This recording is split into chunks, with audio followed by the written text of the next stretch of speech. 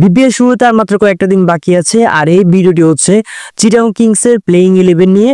আর অনেকে রিকোয়েস্ট করেছেন যে চিটাগং কিংসের সেরা একাদশ নিয়ে একটি ভিডিও বানানোর জন্য, যেহেতু সাকিব আল হাসান নেই, দলটির ব্যালেন্স কিভাবে তৈরি করবেন টিম ম্যানেজমেন্টরা সেটা নিয়ে একটি ধারণা দেওয়ার জন্য আপনারা চেয়েছেন, তাই আপনাদের চাওয়া মতে এই ভিডিওটি বানানো। তো এই ভিডিওতে আমরা আলোচনা করব চিটাগং কিংসের সেরা একাদশ নিয়ে।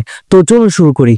যেহেতু চিটাগং কিংসের আইকন খেলোয়াড় হিসেবে যোগ দিয়েছিলেন সাকিব আল হাসান, সাকিব আল হাসান না থাকার কারণে দল গঠনে অনেক বাধা পেতে পারেন চিটাগং কিংসের টিম ম্যানেজমেন্টরা। চিটাগং কিংসের কোচ হিসেবে আছেন শন টেট।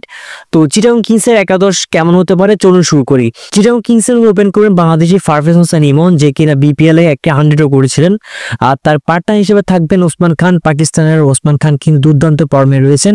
যদি ওসমান খান কোনো কারণে না থাকতে পারে বা এনওসি না পায়, তাহলে ওসমান খানের পরিবর্তে আরেক পাকিস্তানি খাজা নাফে এবং মালহোত্রা, যিনি আমেরিকান ব্যাটসম্যান, এই দুজন ভালো অপশন হতে পারে। ওসমান খানের বেস্ট রিপ্লেসমেন্ট হচ্ছে এই দুজন থেকে যে কোনো একজন। গুরুত্বপূর্ণ 3 নম্বর পজিশনে খেলবেন গ্রাহাম ক্লার্ক। 4 নম্বর পজিশনে থাকবেন মিথুন। মিথুনকে দেওয়া হতে পারে ক্যাপ্টেন্সির বার, যেহেতু মিথুন এর আগেও বিপিএল এ ক্যাপ্টেন্সি করেছেন। সাকিব আল হাসান না থাকার কারণে মিথুনকে এবারের আসরে অধিনায়ক দেওয়া হতে পারে। আর 5 নাম্বার থাকবেন মঈন আলী, ও এক্সপিরিয়েন্স ব্যাটসম্যান।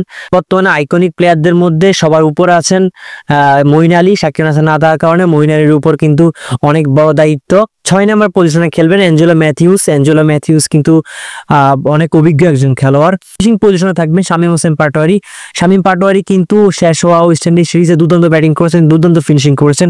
তো বিপিএল এ চিটাগং কিংসের হয়ে এরকম ইনিংস উপহার দিবেন এমনটা আশা করছেন কিংসের ভক্তরা। এরপর 8 নম্বর পজিশনে থাকবেন একজন স্পিন বোলার, সে হচ্ছে আলিস আল ইসলাম। আলিস আল ইসলাম কিন্তু দুর্দান্ত ফর্মে রয়েছেন, সেরা ফর্মে রয়েছেন বলতে গেলে। বাংলাদেশ হয়ে ডাক পেয়েছিলেন, গত বিপিএল এ কিন্তু কুমিল্লার হয়ে অসাধারণ বোলিং করেছেন। 9 নম্বর পজিশনে থাকবেন ওয়াসিম জুনিয়র, ফাস্ট বোলার। যদি ওয়াসিম জুনিয়র কোনো কারণে খেলতে না পারেন, তার রিপ্লেসমেন্ট রয়েছে। তার রিপ্লেসমেন্ট হচ্ছে Binura Fernando, Sri Lankan fast bowler, সদ্য শেষ হওয়া লঙ্কা টি10 কিন্তু ভালোই বল করেছেন। 10 নম্বর পজিশনে থাকবেন বাংলাদেশের অন্যতম সেরা ফাস্ট বোলার শরীফুল ইসলাম এবং 11 নম্বর পজিশনে থাকবেন তরুণ সেনসেশন মারুফ মৃধা। যদি মারুফ মৃধা কোনো কারণে ফ্লপ করে, তার রিপ্লেসমেন্ট হিসেবে থাকবেন খালেদ আহমেদ। যদিও আপনি বলতে পারেন যে খালেদ আহমেদ তো অনেক অভিজ্ঞ, কিন্তু টি20তে খালেদ আহমেদের চেয়েও কিন্তু মারুফ মৃধা বেশি কার্যকর হতে পারেন। সদ্য শেষ হওয়া আইএনসিএল এ কিন্তু মারুফ মৃধা ভালোই বল করেছেন। তাদের সেরা একাদশ ছিল এটাই। যদি আপনার ভালো লেগে থাকে তবে অবশ্যই ভিডিওতে একটি লাইক দিবেন এবং এরকম আর ভিডিও পেতে অবশ্যই সাবস্ক্রাইব করবেন। ধন্যবাদ।